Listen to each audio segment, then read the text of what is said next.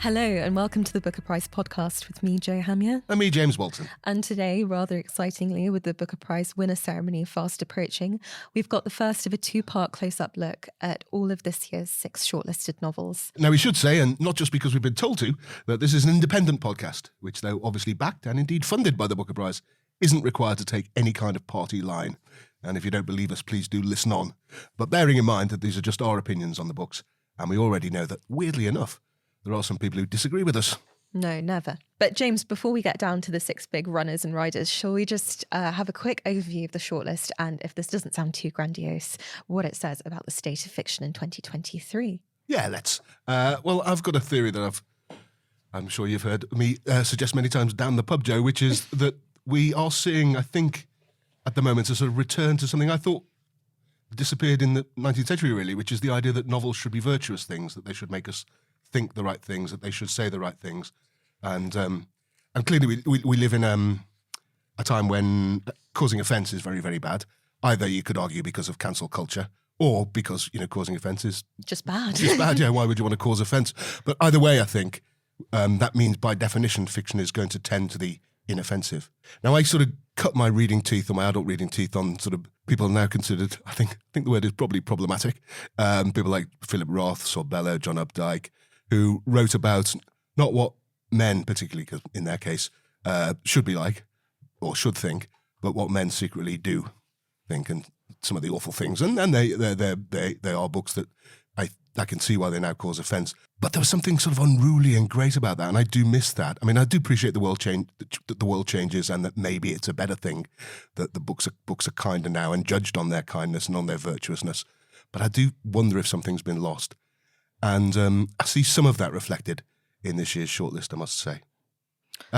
Like if these books were guests at your house, or some of these books were guests at your house, they'd turn up, they'd wipe their feet, they certainly wouldn't smoke, they wouldn't drink too much. You'd have a nice conversation about things you all agree about, and then they'd go off, not too late, and you'd have had a perfectly nice evening.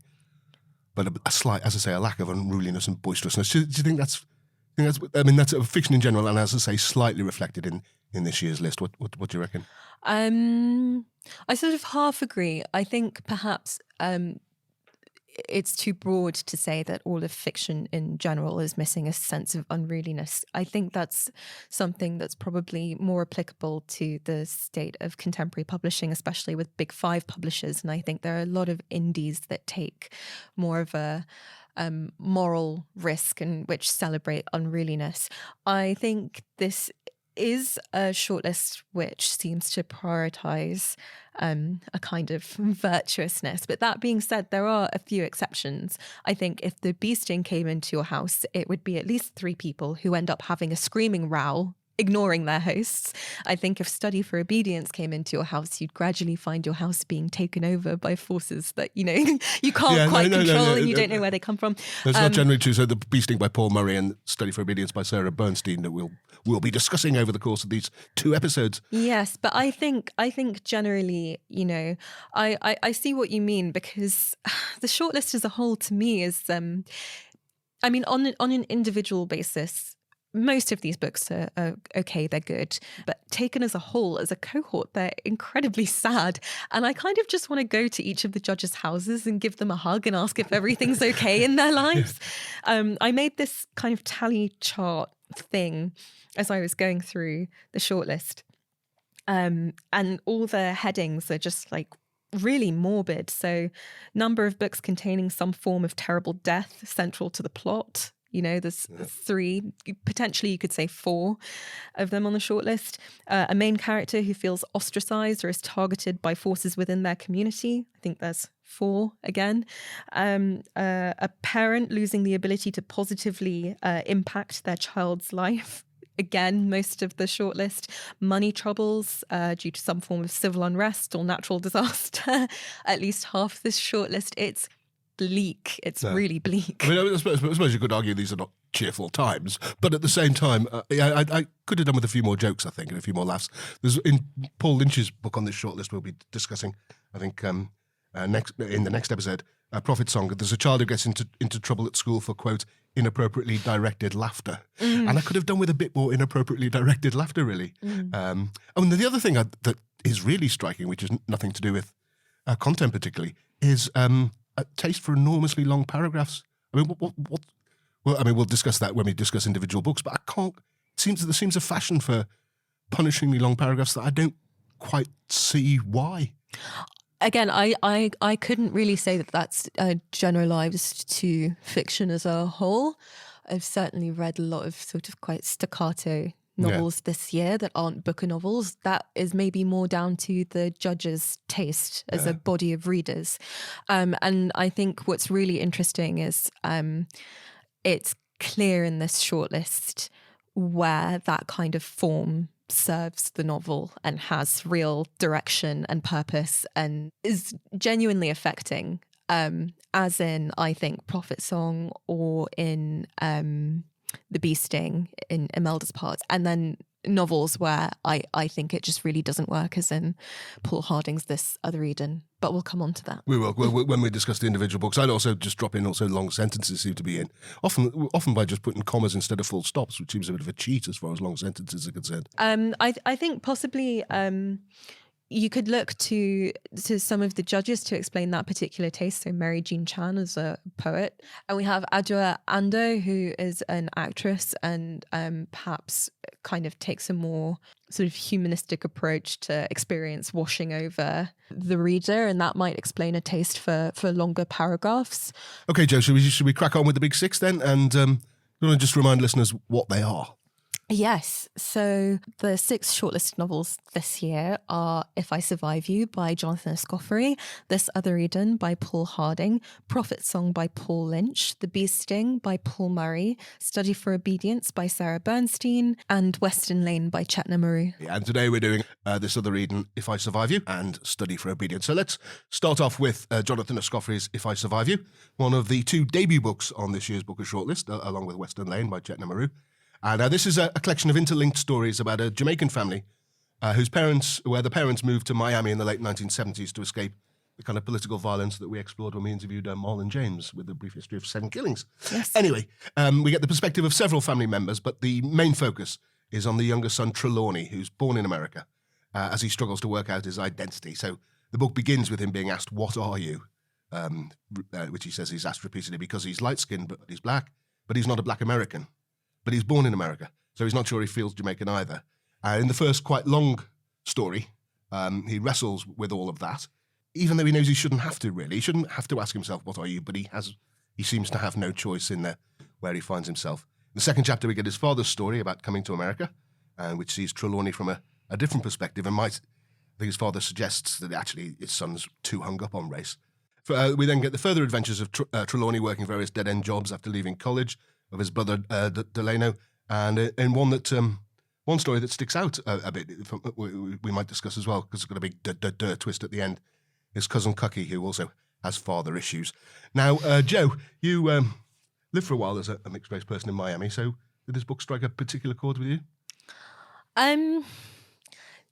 Yes and no. I have very mixed and complicated feelings about this book, which is maybe quite apropos.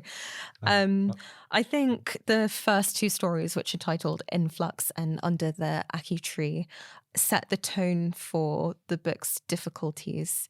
But I felt that they made brilliant observations too straightforwardly.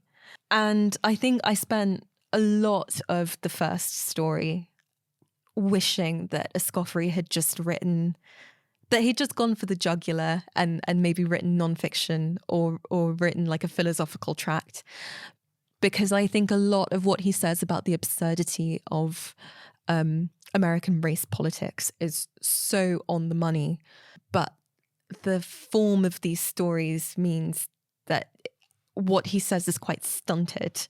Yes, he thinks American race politics is absurd, but at the same time, because there's no escaping it, he sort of endorses it as well at the same time. Do you think that's fair? I didn't read it as that. I mean, I think a lot of what is tragic about Trelawney's stories in this book is the fact that perhaps, you want to talk about father issues. If he'd spent less time wondering about what his identity was at school or in America, and just more time engaging with the people around him, talking to them, not second guessing everything that they thought of him, maybe he would have had a better relationship with his dad. Delano doesn't really seem to question this. Older readers might see something of the almost classic grammar school story that used to be in the 50s and 60s, all those kitchen sink dramas where basically a bloke goes off and becomes far more educated than his own parents. Yeah.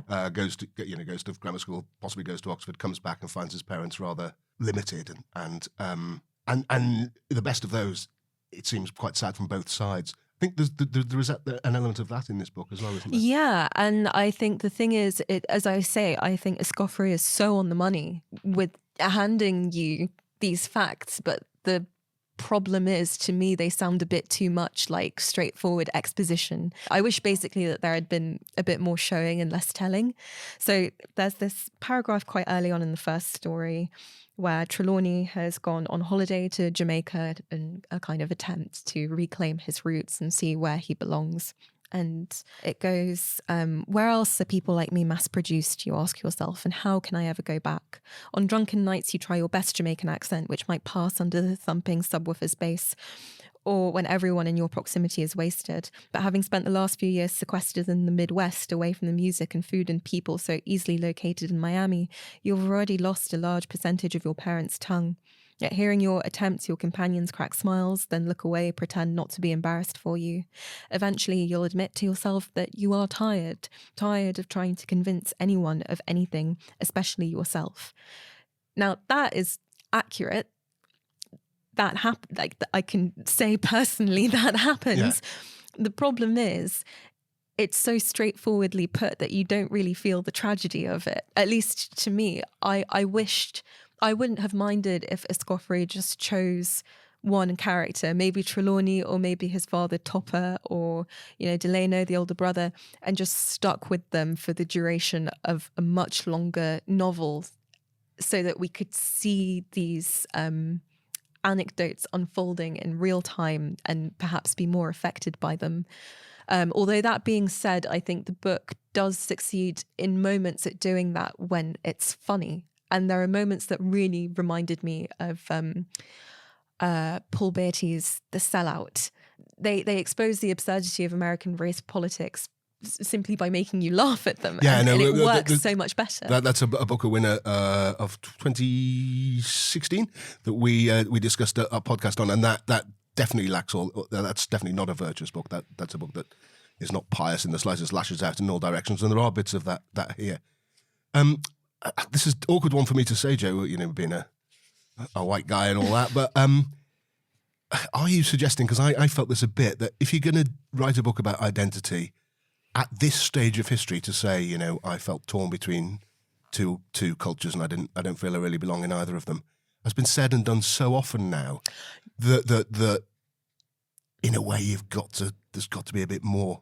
No, I feel the opposite. I don't think it's been done enough. And I think it hasn't been done in fiction enough. So it's been done at a certain point in nonfiction. I think actually Obama's memoir, Dreams from My Father, does it really well. What I'm saying is, given that this is fiction, I wish that question had been more persuasively explored and more consistently explored by simply plunging you into the experience of mixed race people. And to be fair, it happens at times, just not with mixed race characters. So I found Topper's part, Trelawney's dad's parts of this book really affecting. So did I. That was my favourite was the second chapter, was his story, actually. Yeah. I think because, that's partly linguistic, because, we are hearing his very strong Jamaican accent, his dialect on the page. And I think maybe because that's a side effect of the character who is much less troubled by these questions, and perhaps it's easier to kind of get into his viewpoint rather than kind of, this sounds a bit cruel, but creating a TED talk around his viewpoints. But I felt that the balance of this novel was slightly off for me, because it was either, a fantastic amount like a very right-on kind of exposition of how complex matters of identity are when it comes to race in America, or it was like ripping good yarn about a family, but the two didn't meet persuasively for me. And you use the word novel there, which obviously the Booker Prize is for a Yeah, novel. that's true. But this was definitely published in America as a collection of short stories. But the book, I think, technically is for a work of fiction that's sort of coherent and hangs together as a whole. So the first chapter is his struggle for identity. Then we get his father's, as I say, slightly less. Well, his father looking at his son and thinking, "Oh, for God's sake, don't make such a fuss," and they'd be so full of self-pity. And that seemed a really brilliant sort of pair. But then there's just a series of different stories. Do you think it does hang together as a coherent work of fiction? I think it definitely hangs together coherently as a kind of family saga. In a way, it did make me think of The Beasting. You're being handed these different points of view of characters, and we'll be coming on to that. That's the Paul Murray book, yeah. Yeah, and the more you find out about their motivations and emotions, and so for example, Delano, the older brother, at first seems quite callous and quite cruel to his brother, is quite happy to have the upper hand and to be their father's favourite, and in so doing inflicts quite a lot of emotional pain on Trelawney. When we finally get to his kind of section in these stories, there's this incredible part where Trelawney and Delano are now living together. Trelawney is teaching, and he's left a book behind that he needs to teach. And Delano thinks, I'll drop it off to him. And the passage goes, Delano remembers that his brother's book, which he'd intended to drop at Palmetto Prep, is still in Nordick's truck. He feels certain that Trelawney needed to teach it today. It occurs to him that his brother may have planned to pick it up on his lunch break, and now it will have gone missing.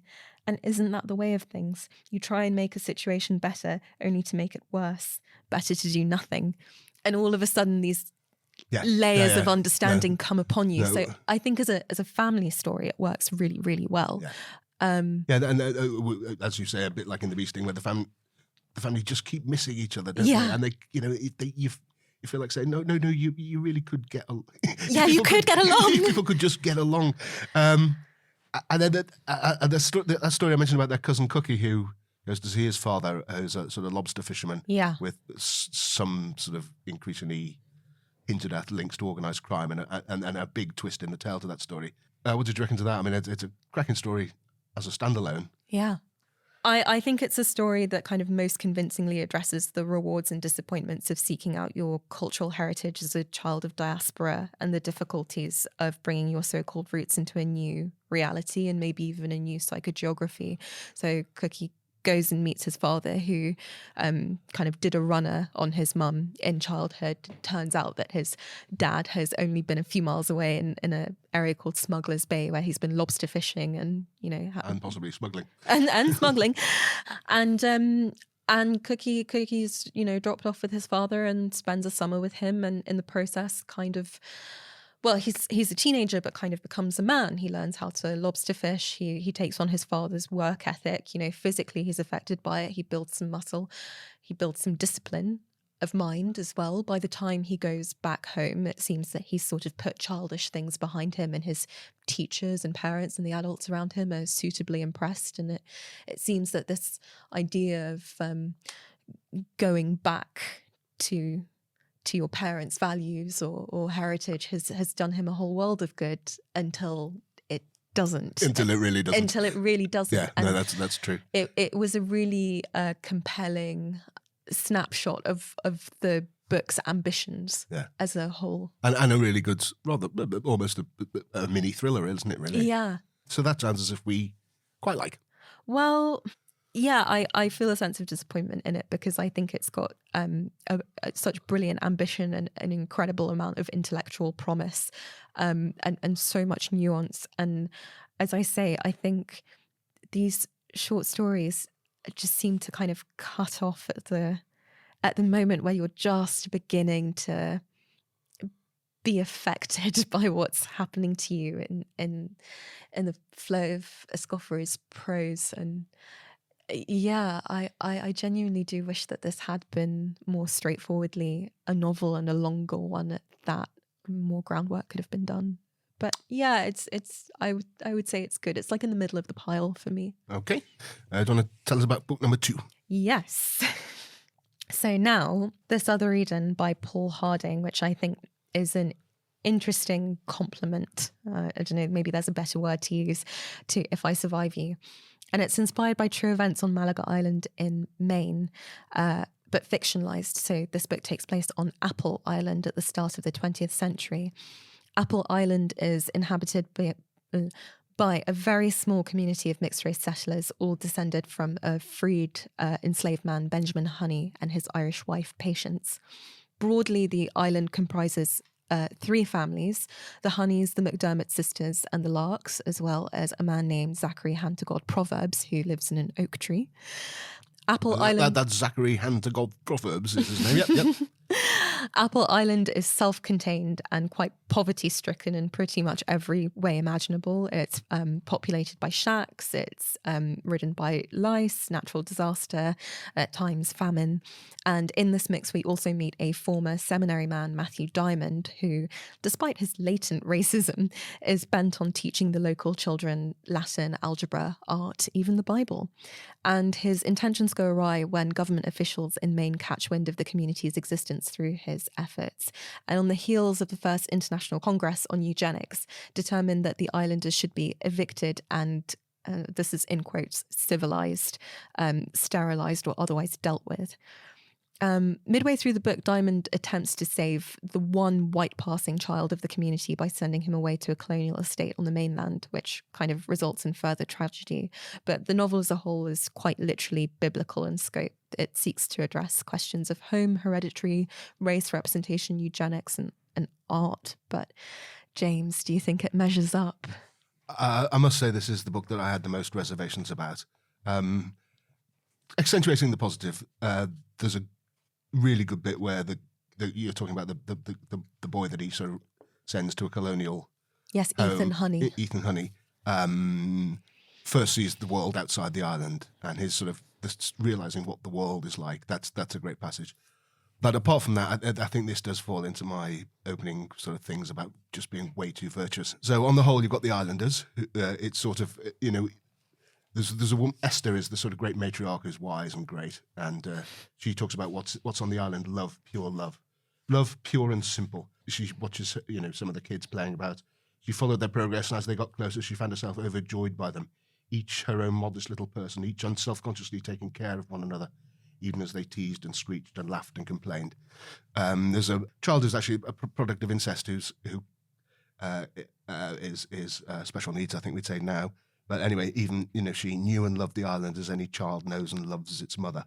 Some of the islanders, are good on their Shakespeare, know their Hamlet. Some of them speak, well, there's one who can compose her own Latin verses in dactylic pentameter off the top of her head.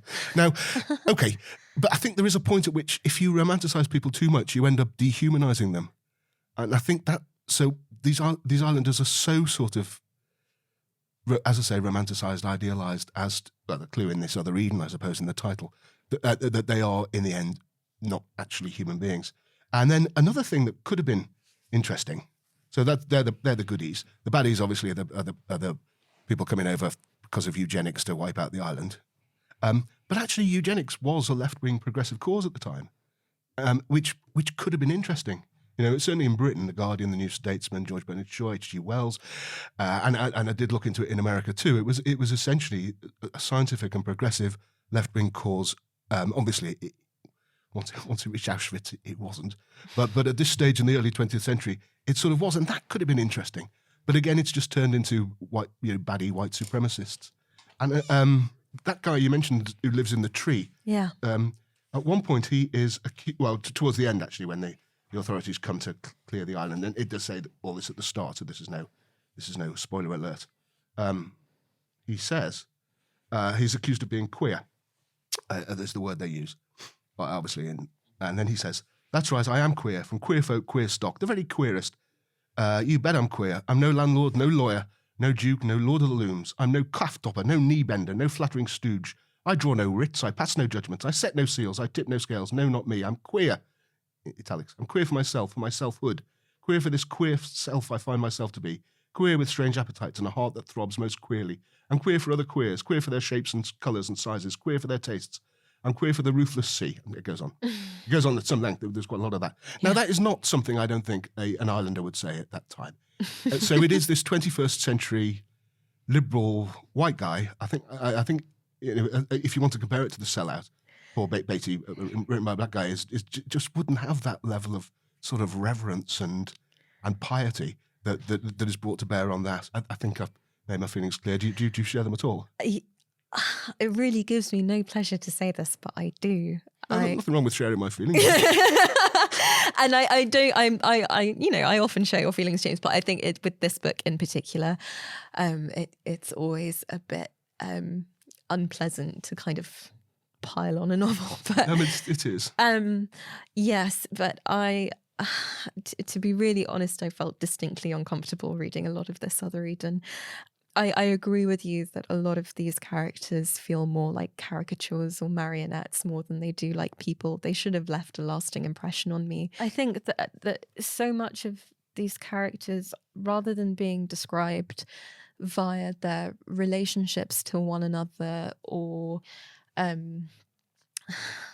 just by any sort of inner life, are instead described by physical attributes, or by just sort of like menial work that they do, which to an extent is fine, but that really seems to be all they're comprised of. So, for example, early on, the McDermott sisters are described.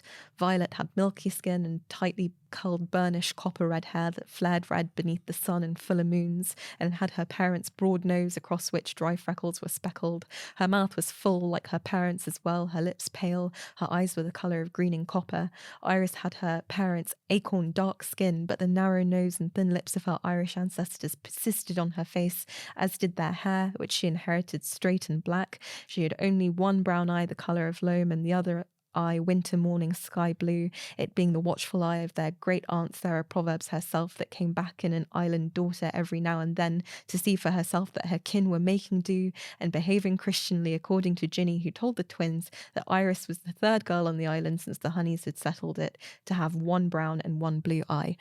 And I know nothing about these people other than the fact that they do not look white. Can I just check how many sentences that was? That was one sentence. One sentence. Yeah, this is back to the long sentences bit. Also, again on the sort of piety side, this is the black people and Irish, being lovely together in their multicultural paradise. This is at a time when there's a lot of sort of anti-black violence by Irish people around America around this time, but obviously not on the island, not in Eden, where they all just get on, so everything's just so great and lovely. I think it's not just piety; it's a kind of American piety, kind of a peculiarly American piety. I think. Yes, to try and balance this out, I do quite genuinely love the midsection of this book, section 2, which is Ethan Honey traveling to a colonial estate in Maine, on the mainland, and falling in love with an Irish housekeeper at the Hale residence called Bridget Carney. Ethan is sent there after the islanders are sort of made to be are evicted from their homes by the government in Maine, and this is Matthew Diamond's attempt to save this child, this white passing child who he believes has some sort of promise. And so Ethan is sent to paint essentially around the Hale estate. So he's an amazing painter as well. Yes, and which, do you know what I also have kind of an issue with, of this idea of this white savior guy turning these children into savants, like their only value on this island is what this man has kind of trained them to be, like intellectual geniuses somehow all of a sudden. But anyway, that aside, I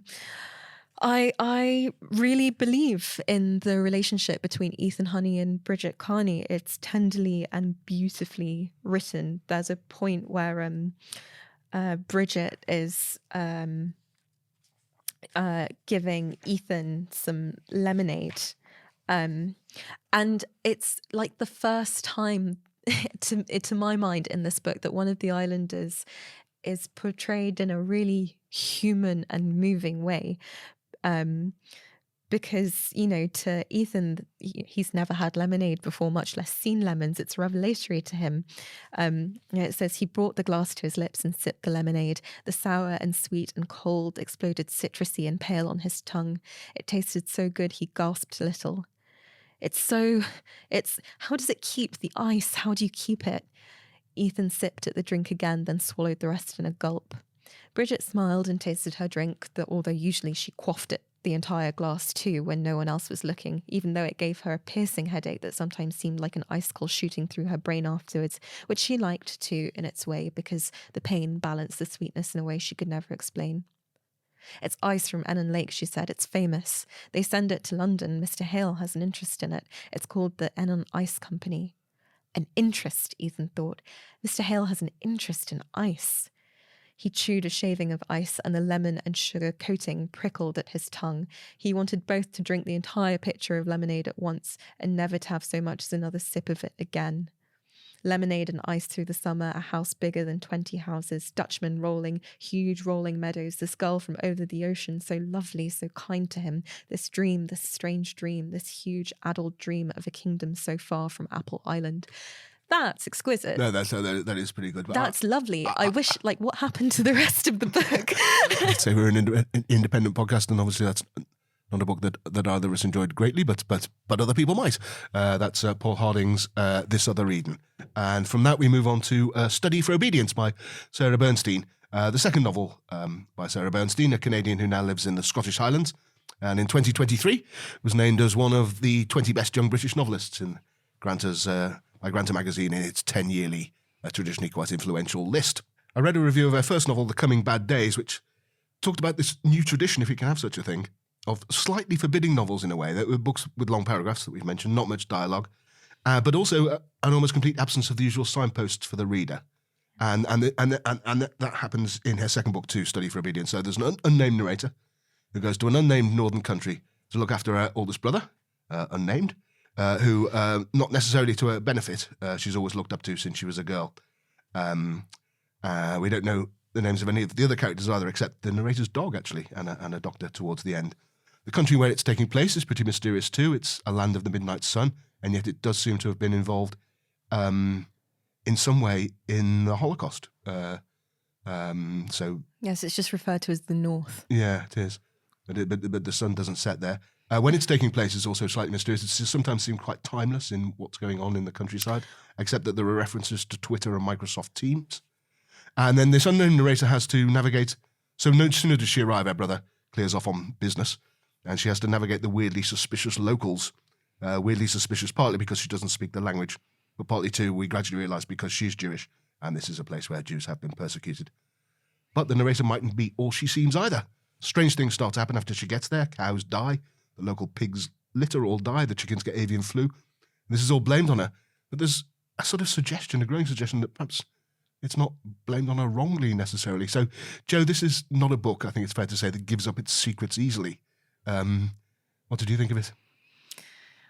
I think having read it 3 times now, I can definitively say that it's my favourite on this shortlist. Wow. I think it's probably the richest novel on this shortlist. I think you're right that its sentences don't yield their meaning very easily, but I think that's to a purpose. We have this rather obsequious narrator who places a lot of her identity on this idea of being servile and obedient. That's why I'm putting people's other needs first, as she keeps saying. Yes, and I think actually what I find so compelling about this book is that, and maybe I can change your mind a little bit because I know that you're a bit 50-50 on it, but I think... I don't disagree with much of what you've said so far, apart from it's not my favourite book on the list, but yeah, keep going. I think if we've been discussing this idea of virtuous literature, we should also discuss the idea of virtuous readers. And I think one of the really clever things that Sarah Bernstein does is play with what readers expect from their narrators, especially when they're being handed what seems like a very docile and a good person at first, at least. there are so many things that I didn't question on my first reading of this book, even 7 pages in. So, for example, this idea that that the narrator is utterly subservient to the people around her. On first read, I thought, well, my God, that must be exhausting. That's, so terrible. I should really attend to her feelings and take extra care. On second read, that illusion falls apart by page 2. I noticed, once the book had been kind of revealed to me a bit more, that she says, I was the youngest child, the youngest of many, more than I care to remember, whom I tended from my earliest infancy, before indeed I had the power of speech myself. And although my motor skills were by then scarcely developed, these my siblings were put in my charge. I attended to their every desire, smoothed away the slightest discomfort with perfect obedience, with the highest degree of devotion, so that over time their desires became mine. Somewhere in there, the length of these sentences, you kind of miss on first read the fact that she's suggesting that she was taking care of her older siblings before she could even speak. I agree with you. It's kind of almost deliciously sinister. Even that bit about she got more siblings than she cares to remember. Yes. I mean, what the heck's that all about? And then it says, I provided my siblings with the greatest possible succour, ministering their complex curative drafts prescribed to them by various doctors, serving their meals and snacks, their cigarettes and aperitifs, their nightcaps and bedside glasses of milk. Yeah, no, it is sinister and increasingly sinister. Yeah. She does a really good job of kind of questioning the complicity of the reader in how far they victimize this woman in a way, how far they see her as meek and mild, and how far that is actually true. Because yes, this is a persona that she sort of takes on voluntarily in a way, but there are plenty of examples of her quite clearly abdicating a kind of moral responsibility for a lot of really questionable stuff that goes on around her. So, for example, she works, her work is transcribing cases for a law firm, which is levying a case against a whistleblower who's speaking out against a client of theirs who has been found in some countries guilty of poisoning water, tax fraud. So when she's transcribing these cases where perhaps there is a quite clear-cut example of who is morally in the right and who is not, she says, I was at my best when I felt like a pure vehicle, a simple mechanism for the translation of sound into text, organised neatly into paragraphs to be dated and signed. I typed and typed, trying not to listen too closely, balancing my attention on the fine point of understanding. If I could keep this balance, heeding the structure of what was said rather than passing its significance, I could just about compose myself. The act of rendering another's words in this way evacuated the requirement for listening. The attention necessary was to the words themselves rather than to their meaning. It had been suggested at a certain point that I would be better off the less I knew about the matter, and so I strove to understand as little as possible, even nothing, of what was said by my colleagues involved in the case. And that it's just sort of this idea of her being so servile is it's actually what makes her quite a sinister. No, I think person. you are convincing me a bit. That just how much the long sentences and I mean, I might come back to them and but how much they use to slide things by you. Yeah. And how carefully you have to pay attention to this book. It's a book that withstands rereading many times over because you catch more and more. One of the things that it also does that we've been discussing for this episode and in all of the books is this question of kind of cultural mythologies around a homeland versus the realities of inhabiting it. And where do you pin the actual value? Is it in this idea of home, or is it in what you actually do once you're there? And of course, this is so complicated for the narrator in the book because she is ostracized by the home that she's chosen, or that her brother has chosen. Her brother, who is this quite forward-thinking, progressive person who seems always to live in the future, wants to master the future, and is purposefully moved back to a place where their ancestors were. It's certainly persecuted. Persecuted and is a good possibly one. more. There's one reference about being thrown into pits. And not only that, he moves into a house owned by what seems to have been one of the sort of richer ringleaders of all that stuff as well. Yeah, and I think Bernstein is really attuned to the complications of seeking a home where you once have one but no longer do, but want to make one. She writes, "Who was I? Why had I come? I was not from the town, that much was clear, not even from the surrounding areas, and unlike my brother, I lacked the essential quality that would have enabled me to overcome these basic failings. I was not from the place, and so I was not anything. I was a nothing, a stranger who was not wanted, but who nevertheless imposed herself continually day after day, a kind of spectral presence hovering at the edges of the life of the town, whose intentions were obscure and who, for some reason, evinced a terrible fidelity to the idea of staying put." But of course she wants to stay put. It's where her... Yes, but also she's up to stuff, isn't she? I mean, I think that becomes increasingly clear that she's not innocent necessarily. She is up to things. I mean, we can't give any spoilers, but if we could, we might suggest that this idea of her innocently hanging around, bathing her brother, dressing her brother, she's, as they say, got her own agenda, an agenda that reveals itself very slowly on first reading and becomes more evident on rereading. Yeah. I don't know. In a way, I thought of this book more as a kind of psychological character study or case study than as a plot-driven thing. And so I wasn't really hugely invested in figuring out what she was up to so much as what the things she observed and did contributed to my very muddied understanding, I think intentionally by Bernstein, muddied understanding of this person and what that said about my particular reading habits. I think it's in a way a book that really threw back to me the habits that I've accumulated as a reader in the contemporary era. I think, what I've kind of trained myself to look for or attach significance to is not at all what Bernstein is interested in pursuing in this book.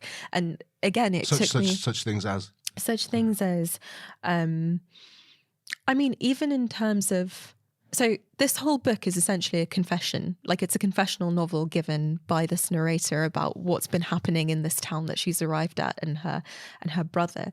And my first instinct was to kind of go for plot, but what did happen? Who are you? Why is nothing being mentioned? And that's why on my first reading, honestly, it fell a bit flat. I felt a bit ambivalent about this book, but it stuck with me.